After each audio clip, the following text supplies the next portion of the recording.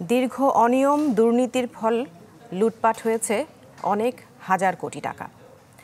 এরপরও বাঁচার লড়াইয়ে টিকে ছিল বেসিক ব্যাংক, কিন্তু একীভূতকরণের ঘোষণায় ব্যাংকটিকে ফের ঠেলে দেওয়া হয়েছে আইসিইউতে। মাত্র 1 মাসেই গ্রাহকরা আমানত তুলে নিয়েছেন 2,500 কোটি টাকা।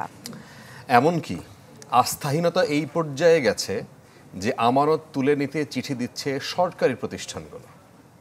আর এমন বাস্তবতায় ব্যাংকটিকে বাঁচাতে সরকারের বিভিন্ন দপ্তরে অসহায় আত্মসমর্পণ করে চিঠি লিখছেন বেসিক ব্যাংকের এমডি ইমদাদ হক। আমাদের সহকর্মী একটি রিপোর্ট করেছেন। আর্থিকভাবে সবল একটি ব্যাংক কেবল সীমাহীন অনিয়ম আর দুর্নীতির মাধ্যমে যে ডুবতে পারে তার বড় উদাহরণ এখন রাষ্ট্র মালিকানাধীন বেসিক ব্যাংক। মাত্র কয়েক বছরের লুটপাটে সব হারিয়ে নিঃস্ব ব্যাংকটি। মরার ওপর খাড়ার ঘা হয়ে দাঁড়িয়েছে একীভূতকরণের ঘোষণা। আস্থাহীনতা এমন পর্যায়ে ঠেকেছে যে সাধারণ আমানতকারীদের পাশাপাশি সরকারি সংস্থা ও প্রতিষ্ঠানগুলো তুলে নিচ্ছে আমানত।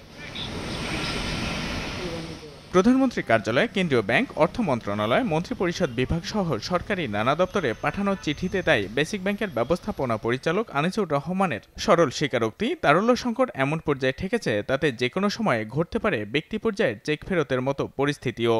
তাই সরকারি সংস্থাগুলো যেন টাকা তুলে না নেয়, এজন্য সরকারের কাছে ধর্ণা ব্যাংকটির। চাওয়া হয়েছে স্বল্প সুদে সরকার থেকে আমানত সরবরাহের নীতি সহায়তাও। চিঠিতে ব্যাংকটির সাম্প্রতিক নানা অগ্রগতির চিত্রও তুলে ধরা হয়। বলা হয়, একীভূতকরণের ঘোষণার আগ পর্যন্ত মাসে বঙ্গবন্ধু স্যাটেলাইটের কিস্তি বাবদ প্রায় $2 মিলিয়ন পরিশোধ করেছে বেসিক ব্যাংক। বৃদ্ধি পায় আমদানি রপ্তানি ও রেমিটেন্সও। গত 3 বছরে খেলাপি ঋণ আদায় হয়েছে 563 কোটি টাকা। এই সময়ে হয়নি নতুন কোনো ঋণ খেলাপি। লোকসানি শাখার সংখ্যা কমেছে অন্তত 15টি। ঋণ আমানতের অনুপাত 115 হতে কমে দাঁড়িয়েছে 85%। নানা সংকট সত্ত্বেও ঘুরে দাঁড়াতে শুরু করেছে ব্যাংকটি।